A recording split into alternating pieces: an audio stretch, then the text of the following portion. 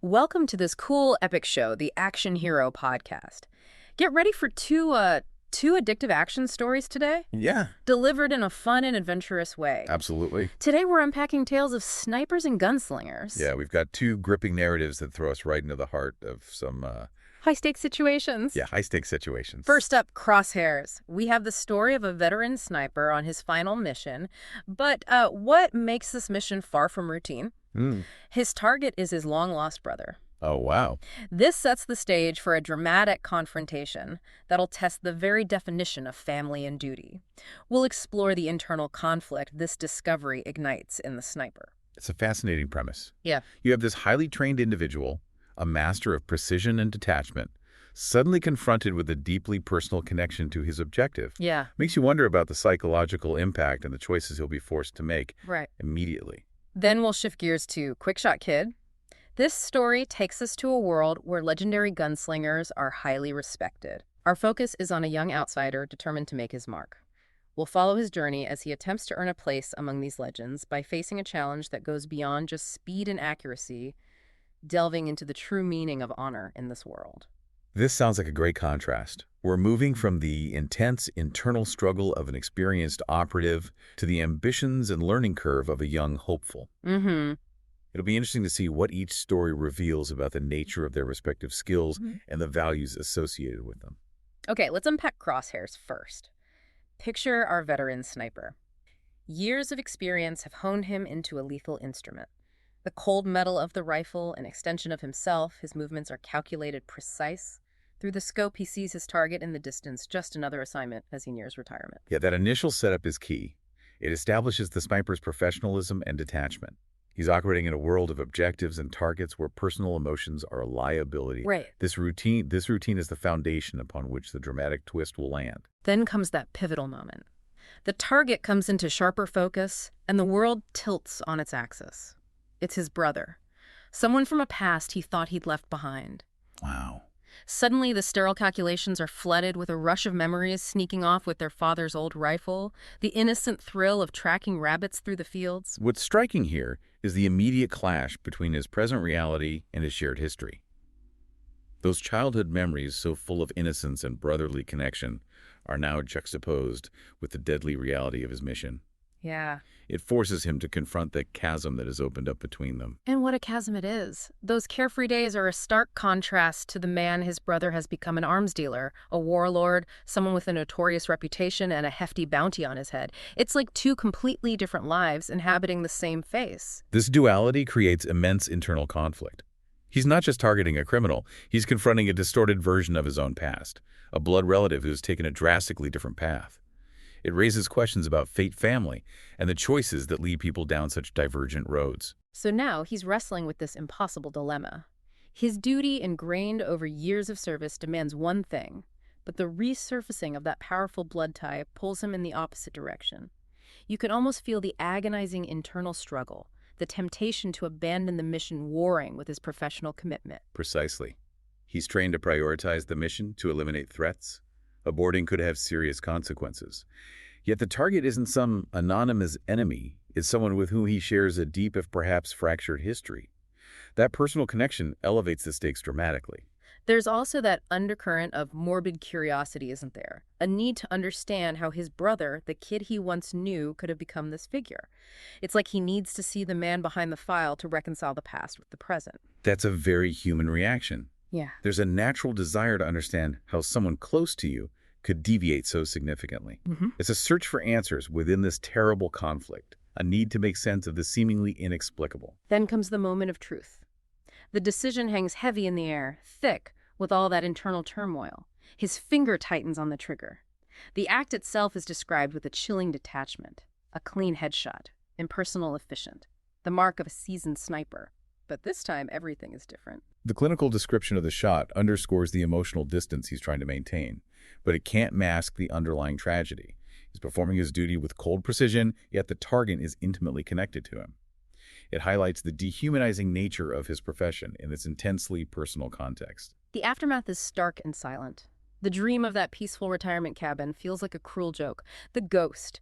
His legendary sniper alias seems to have vanished with the echo of the gunshot.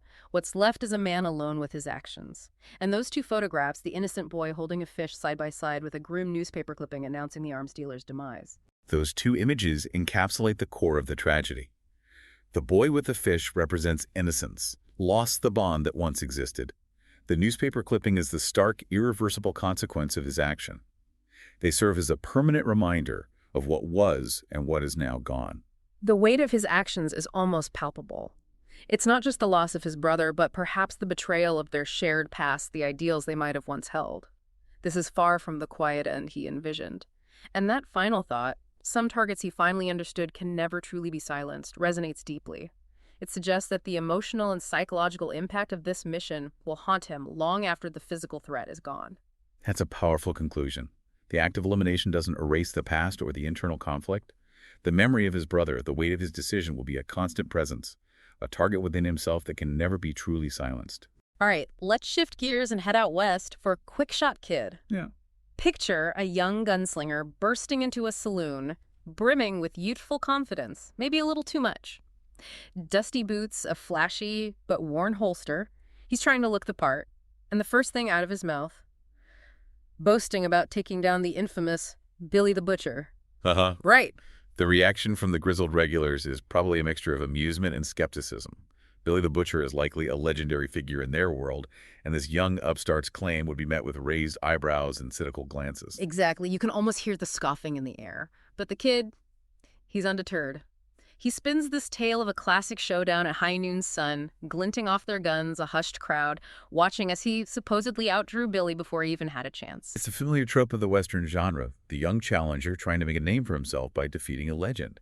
This immediately sets up a question of whether his bravado is matched by genuine skill and whether the locals will buy his story. Then comes the moment where he has to put his money where his mouth is. An old-timer, clearly unimpressed, basically calls his bluff. Right. So what does the kid do?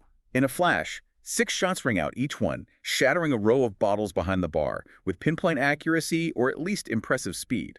That display of raw speed is undeniable. It's a visceral demonstration of his talent, and it would certainly silence the immediate doubts. The atmosphere in the saloon likely shifts from disbelief to a grudging respect, tinged perhaps with a bit of apprehension.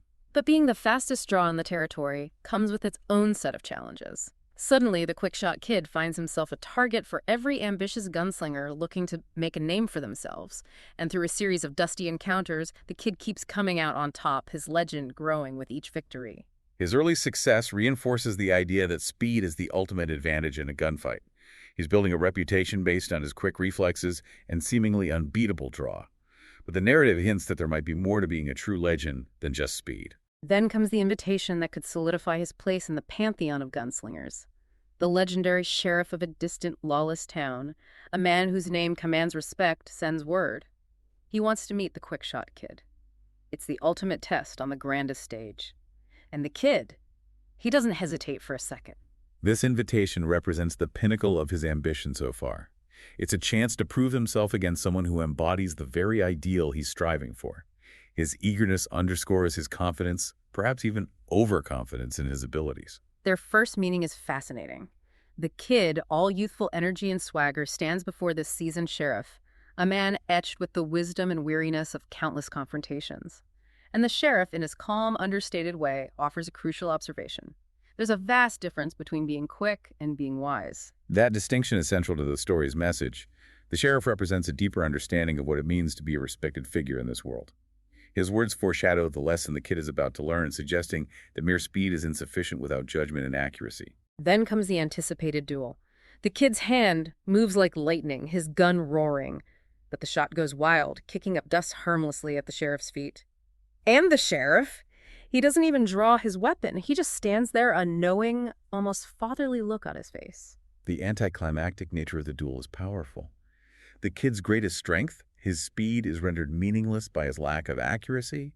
The sheriff's inaction is a profound statement in itself. He doesn't need to prove his speed. His reputation and wisdom precede him. And then the sheriff delivers the key lesson. You're fast, boy. Fastest I ever did see. But you ain't accurate. Doesn't matter how fast you are if you miss the heart of the matter. That line hangs in the air, heavy with truth. You can almost see the cocksureness drain out of the kid. That's the turning point for the Quickshot kid. He's been so focused on the superficial aspect of gunfighting, the speed, the spectacle, that he's neglected the fundamental skill of marksmanship and, more importantly, the intention behind the shot. You can imagine the kid's internal reckoning. All the previous victories, the growing reputation built on speed alone, suddenly feel hollow and meaningless. He realizes he hasn't just missed a physical target. He's missed the true essence of what it means to be a legend.